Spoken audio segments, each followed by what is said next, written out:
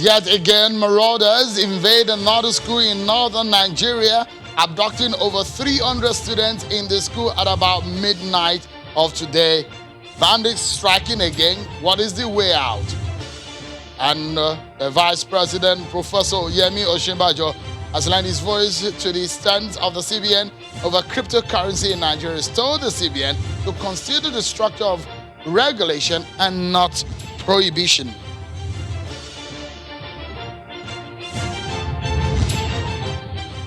Hello, everyone, and welcome to Politics Today on Channels Television. I'm Sean Kimbaloye in Lagos. It's not a good day at all.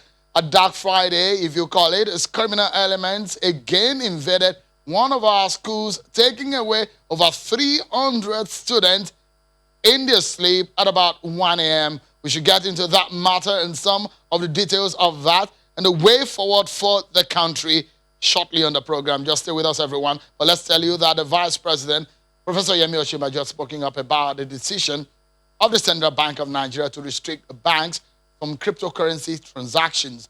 Professor Osinbajo said, rather than adopt a policy that prohibits cryptocurrency operations in the country, the VP said, and I quote, "We must act with knowledge and not fear and develop a robust regulatory regime that is thoughtful and knowledge-based," end of quote. The VP went further to say that he fully appreciates the strong position of the CBN, Securities and Exchange Commission, SEC, and some of the anti-corruption agencies on the possible abuses of cryptocurrencies and their other well-articulated concerns. But the VP believes that the position should be the subject of further reflection. Before I bring my guest tonight to discuss the abduction, the latest one, and the way forward for Nigeria, just about a week we're discussing yet another abduction in Nigeria. This time around is in Zamfara State. Let's stop for a moment and check some of your political roundup stories.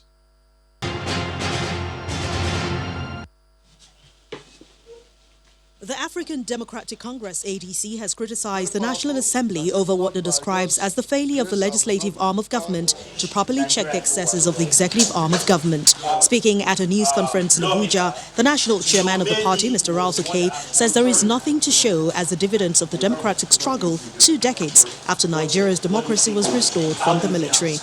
He also describes the upper chamber of the National Assembly as a safe haven for former governors who want to remain in power forever. The Lagos State Governor Babajide Sanwo-Olu says the foundation for the Fourth Mainland Bridge will be laid before the end of this year. The governor gave the hint today at the Executive Legislative Party in Lagos State, and federal lawmakers representing Lagos met with members of the executive on ways to rebuild the state.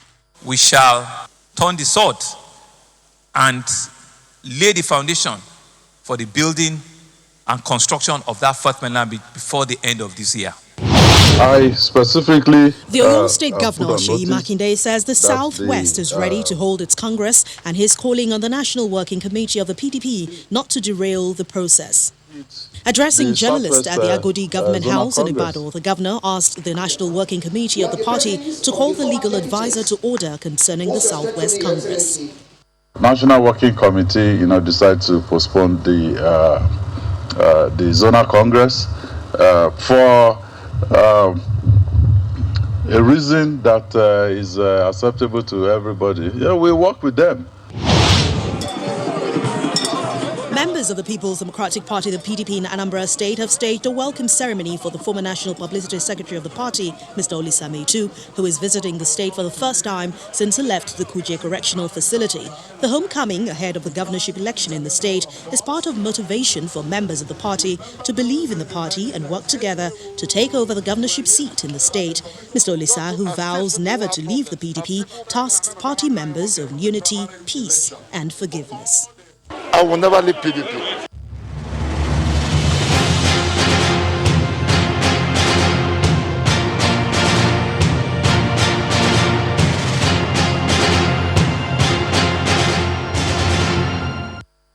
Dark Friday this as bandits struck again. This time around at the Government Girls Secondary School, Jangebe in Talata, Mafara local government area of Zamfara State at about 1 a.m. The police say that they have commenced a coordinated search and rescue operation involving the deployment of both ground and area assets. The governor, Governor Matawali, has equally ordered the closure of all boarding schools in the state after the incident.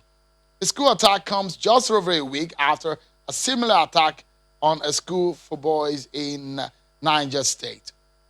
But Nigeria is experiencing a rising incidence of school abductions, raising a red flag on the safety of schools in Nigeria, especially the ones with boarding facilities.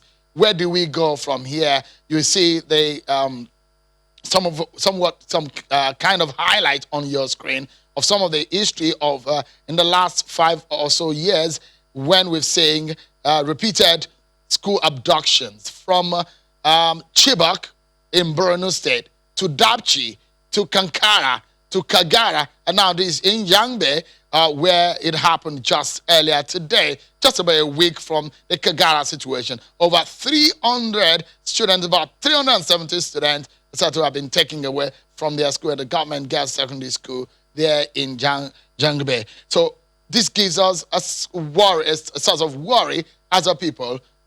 What is government doing about it? The government there has declared that and ordered the closure of all boarding school. But where do we go from here? It was only yesterday that President Buhari said there will be no softening of the ongoing measures aimed at tackling insurgents, bandits, kidnappers, and other criminals constituting a threat to innocent citizens across the country. Let me get my guest tonight into the conversation of the way forward. Where do we go from here? What is government doing about this situation that we do not have a repeat or recurrence of what we've seen earlier this morning? It seems to be 1 week, one trouble in some of the schools facilities in Nigeria. So I have joining me a co-convener of the Bring Back Our Girls group, Ms. Aisha Yesufu. She joins us from Abuja. And in our Abuja studio is Dr. Undu Nwokolo, a security consultant with the Next Year SPD. Thank you so much, Madam Yesufu and Dr. Nwokolo, for your time tonight on this program. Let's get the conversation started. And let me start with Ms. Yesufu.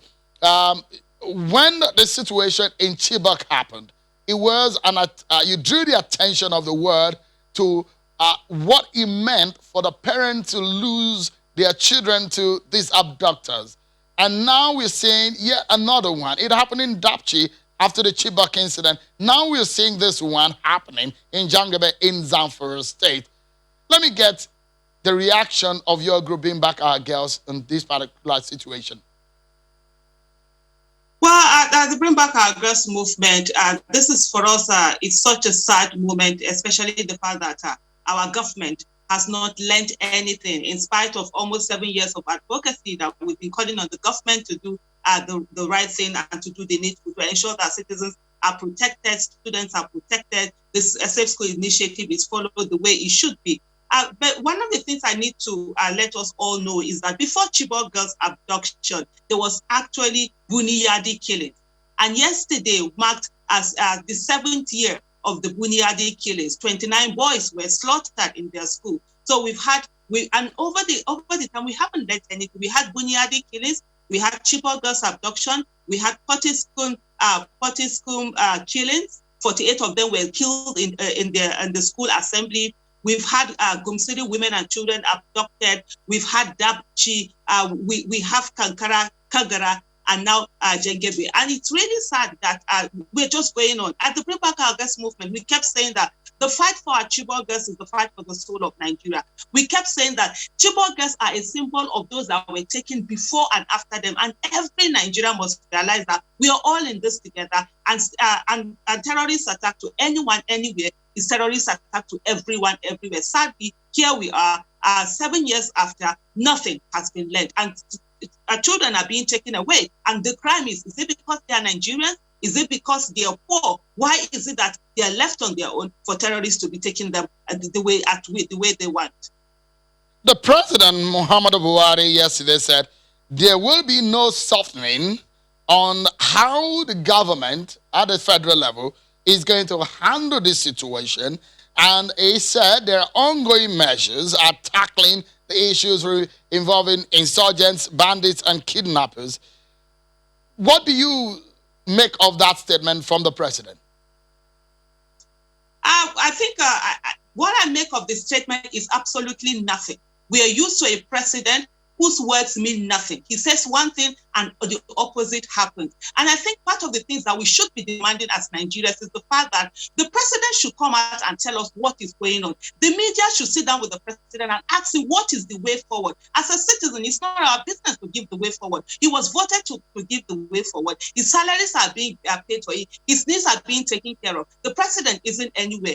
You know something, when the president first came in, they talked about the body language. What is the body language of the president today? The body language of Muhammad Buhari it enables the terrorists. They know that we have an ineffective president and commander-in-chief. We have an incompetent one. We have a clueless one who does not even bother about what is happening in the country. Yesterday, we buried 7 military officers, among them the best that we have. The nation was in mourning, and the president was a few minutes away from where they were heading, and he didn't turn up. And what does that say? Even to anybody, even to the nation, it is high time we begin to make serious demands on the president and let him know that if he's not ready to do this work, please, he can leave there, he can resign and go away. Enough of the abduction, enough of the killings, enough of the incompetence, enough of the clueless leadership. We are tired. We need good governance.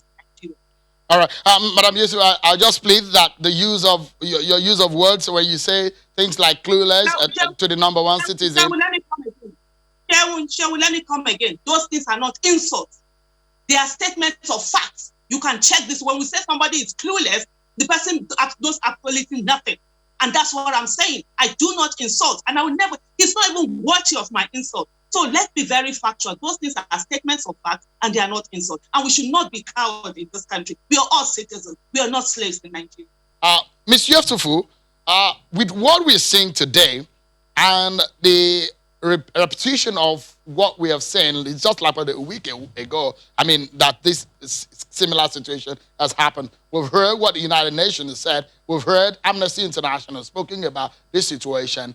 What do you make of the role of the state government, especially when the issue of state policing comes forward? For example, a former Vice President, Atiku Abubakar, has come out to say states should be allowed to take care of internal security.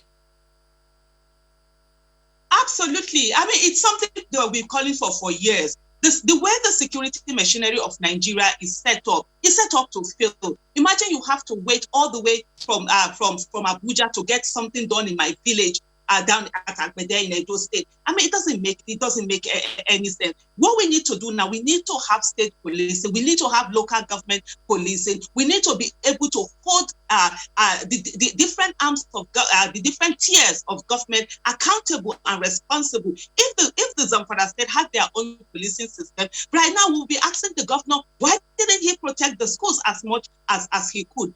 But one of the things that I need to let us know, understand for me, which was the most insightful thing about the Kankara abduction, which really scared me, and I'm talking about really being scared, was the fact that on the day that the Kankara abduction happened, the president was in the state.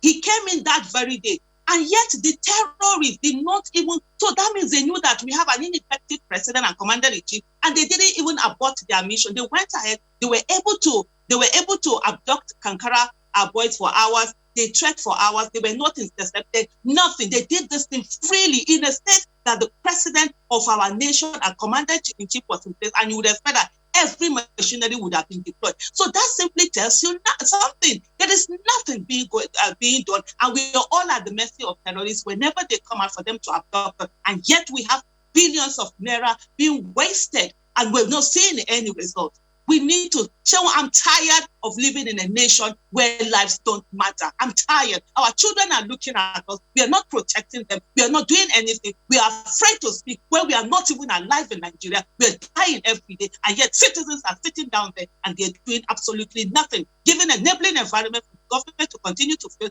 and also emboldening the terrorists to keep attacking. The question we should all be asking is, where is the next target? Will we get a phone call that our children are taken away before we do something? All right, let's take a breather, everyone. And when we come back, tonight our attention is on this situation of abduction in schools in Nigeria. You might be asking a question as a citizen of the country, where do we go from here? The same question I'd like to ask, perhaps in different form and in different style, to my guest tonight. We're speaking about this situation. Don't go anywhere, everyone. We'll be right back. Thank you so much, everyone, for staying with us. Let me give you a picture again of the situation about abductions in our school as we've seen them in the past few years, beginning from the situation in Borno State, in the situation with Chibok School, then going to Dapchi, that's what happened next, then to Kankara, to Kagara, and now the latest one is in Yambe in Zamfara State. My guest tonight, Ms. Isa Yeshufu, co-convener of the Bring Back Our Girls movement. And from Abuja studio is Dr. Undu Unwokolo. He's a security consultant and the lead expert at the next year SPD. Thank you so much, Ms. Yesufu and Dr. Unwokolo. Let me go to Dr. Unwokolo. You've done some a pretty decent work in terms of research about the situation of things. And I read a write-up of your work on the issue of Safe School Initiative and keeping our schools safe, especially in the wake of what happened in Dapchi. From what we saw in Kagara and Kankara, now in Jambe, what do you think exactly is happening? The recent one, at least the last 3 abductions. Benga, thank you. Sheung, thank you. For every analyst, I think your mind will be going to what does Boko Haram represent? One of the ideologies of Boko Haram is that Western education is halal, is evil. So one could start saying that, is there a linkage between the attack on schools in northern Nigeria and the ideology of Boko Haram? Now, for an instance, we just concluded a report which we are releasing on Monday, which we call War on Education. It shows that this didn't start today. For an instance, in 2015, Nigerian Union of Teachers came out to say that over 600 teachers have been killed in northern Nigeria. So, from all indication, you could see that the whole idea could be to scare parents away from taking their kids to school. Remember, we are battling with a society where the out-of-school children is high. Nigeria has the highest number of out-of-school children in the world. Now, with what is happening, if you're a parent, will you send your child back to the same school where a lot of them were kidnapped? They are targeting a thing, and they are actually achieving what they want to target. Now, we have a system where the government is actually negotiating from a point of weakness. You do not tell a terrorist that you're weak. I understand that when it comes to issue of trying to broker peace, you can actually give amnesty, just like the one we did in the Niger Delta. But when we did that, the Nigerian state never showed that they were weak. They came strongly from a point of strength, offering the amnesty. People from the militants from the Niger Delta bought into it. But you have a situation where you do not even know how you're negotiating because the state is showing weakness and the terrorists and the bandits are cashing on it. Now, the next question will be, all the ransom that is being collected, where is it going to? Are you sure that this ransom are not moved in fueling and financing the war, the terror war going on in the Northeast?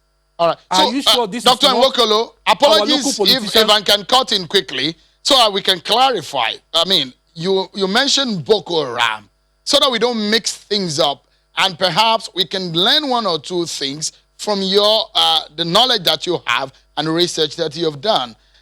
It does look like you are ascribing the situation or the responsibility of the abduction to Boko Haram, what we're seeing in Zamfara and in Niger State. Because what we know is that these are activities of the bandits. Or do you think Boko Haram carried this out?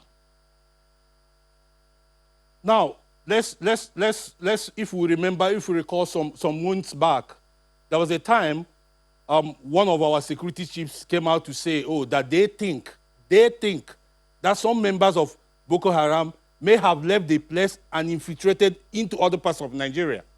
Now remember that we are dealing with, bandits who are criminals. Terrorists are equally criminals. No matter what you are fighting, you may be fighting from an ideological position.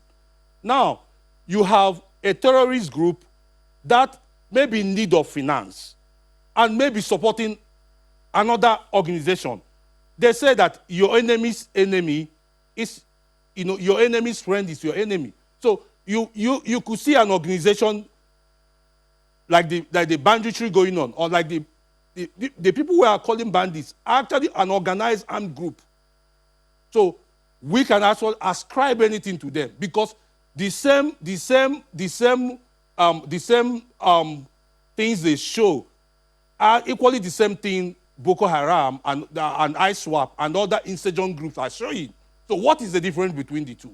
So you could see that what is happening is that there might likely to be a connect between the kind of adoption going on in the Northwest and the adoption that went on under the terrorist groups in the Northeast.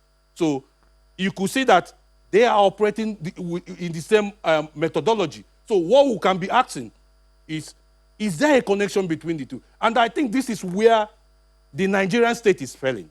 We are failing to study. We are failing to come out to constitute, a team to look at, is there any connection between the two?